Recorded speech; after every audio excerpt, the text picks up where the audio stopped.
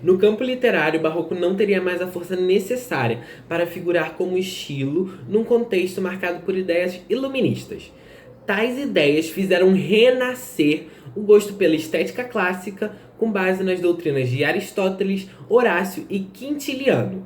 Funda-se então, em 1756, a Arcádia Lusitana, que introduziu a inutilia truncati, que é a rejeição das coisas inúteis. Essa nova fase da literatura passou a buscar na natureza e na antiguidade clássica os ingredientes necessários para criar uma poesia mais próxima de seus ideais iluministas. Os poetas arcádios acreditavam que a poesia deveria refletir a estética clássica grego-romana, assim desprezando totalmente o barroco e passando pelo neoclassicismo de Camões. Chegariam ao modelo clássico que remetia a um mundo idealizado, o contato com a natureza, a vida pastoril, a distância da cidade, do luxo e da extravagância. Por isso, o estilo ficou originalmente conhecido como neoclassicismo, pois os poetas clássicos eram imitados. A palavra neoclassicismo é derivada de Arcádia, que é uma região localizada do Peloponeso e sem contato direto com o mar. A influência exercida pela cultura grega sobre esses autores podia ser observada nos padrões clássicos e, ao mesmo tempo, simples, da linguagem e dos temas de sua poesia. Os poetas retratavam a vida longe da cidade e de sua influência negativa. Esse novo padrão naturalmente agradou os poetas do neoclassicismo, pois unia os ideais depreendidos da filosofia, do bom selvagem, de Rousseau, ao modelo clássico que se pretendia resgatar com o fim do barroco. Bom, o arcadismo em Portugal ocorreu do ano de 1756 a 1825. Bom, por conta da sua vasta produção e principalmente pelos temas abordados pela sua poesia, Manuel Maria Barbosa do Boccaccio figura como a mais importante poeta a carta de português.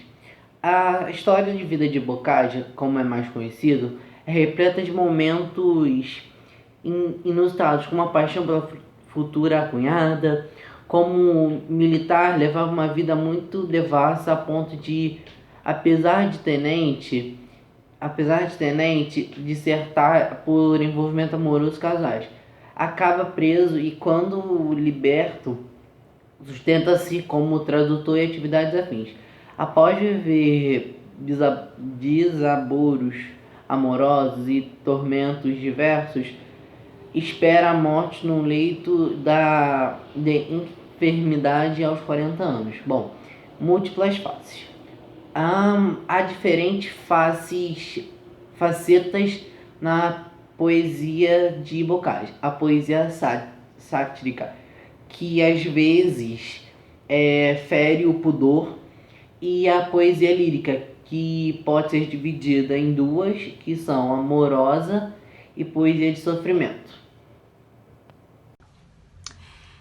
Quem se vê maltratado e combatido pelas cruéis angústias da indigência, quem sofre de inimigos a violência, quem geme de tiranos oprimidos, quem não pode, ultrajado e perseguido, achar nos céus ou nos mortais clemência, quem chora finalmente a dor ausência de um bem que para sempre está perdido, folgará de viver quando não passa nenhum momento de paz, quando a amargura o coração lhe arranca e despedaça.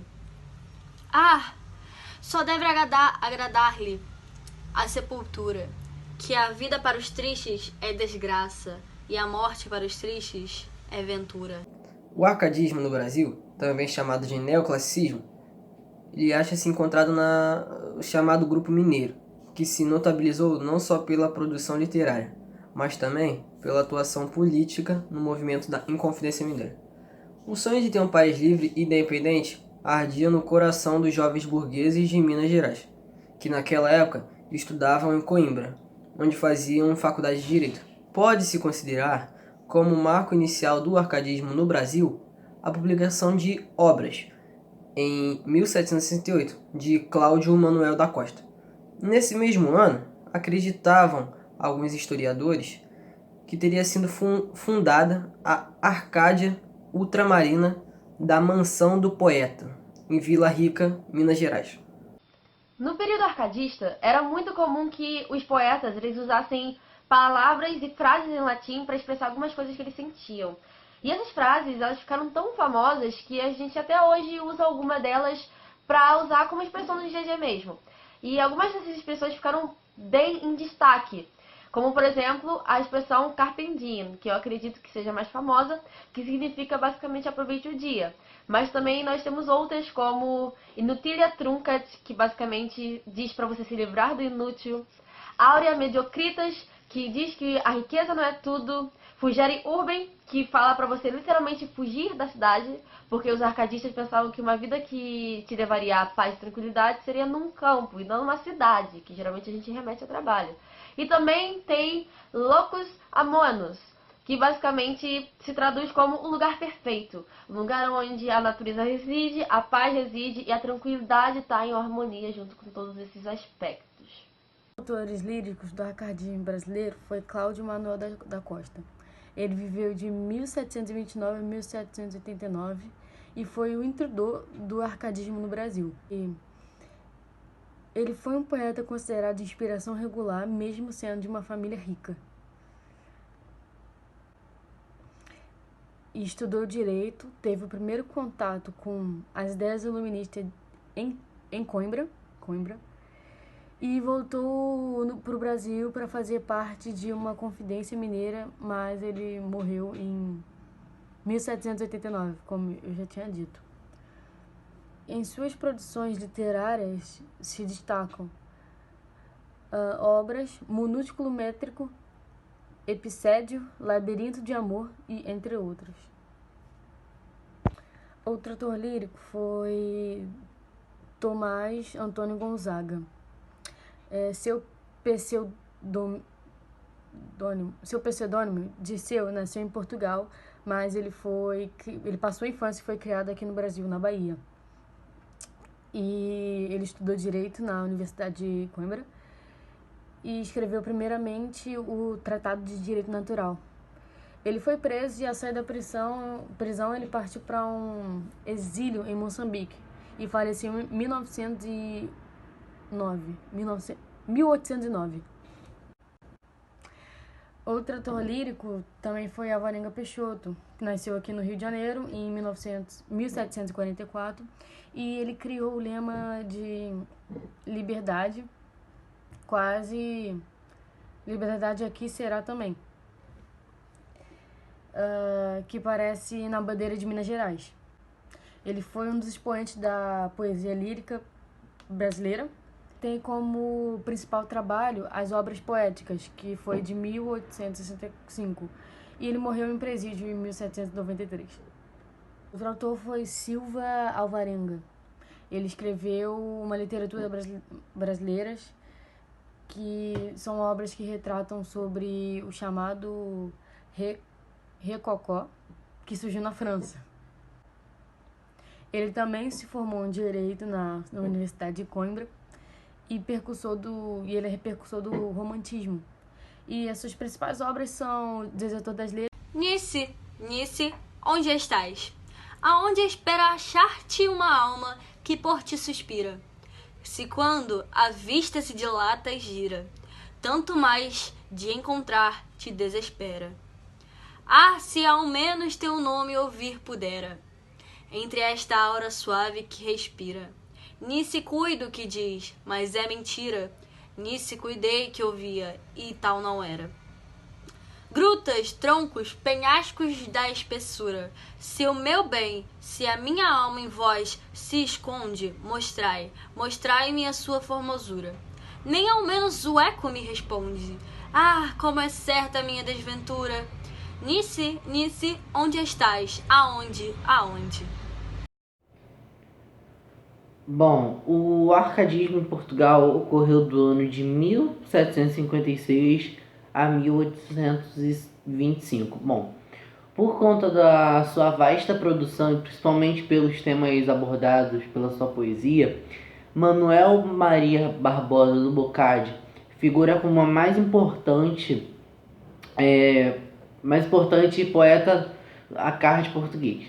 A história de vida de Boccaccio, como é mais conhecido, é repleta de momentos inusitados, como a paixão pela futura cunhada. Como militar, levava uma vida muito devassa a ponto de, apesar de tenente, dissertar por envolvimento amoroso casais. Acaba preso e, quando liberto, sustenta-se como tradutor e atividades afins. Após viver desaboros amorosos e tormentos diversos, espera a morte no leito de enfermidade aos 40 anos. Bom, múltiplas faces. Há diferentes facetas na poesia de Boccaccio. A poesia sátrica, que às vezes fere o pudor, e a poesia lírica, que pode ser dividida em duas, que são amorosa e poesia de sofrimento. Deve-se destacar que a poesia satírica, durante o período do arcadismo, era muito escassa, por motivos óbvios. Naquela época, se você fosse acusado de inconfidência, deveria ser preso e executado. Não que isso, no entanto, impedisse que não surgissem autores nesse gênero textual, como, por exemplo, Tomás Antônio Gonzaga. A obra Cartas Chilenas é um conjunto formado por 13 cartas escritas por Critilo, as quais relatam versos decassílabos sobre os corruptos, sobre nepotismo, abuso de poder, falta de conhecimento e tantos erros administrativos, jurídicos e morais. Quando pudessem ser relatados em versos decassílabos do, até então, fanfarrão mineiro, no governo do Chile.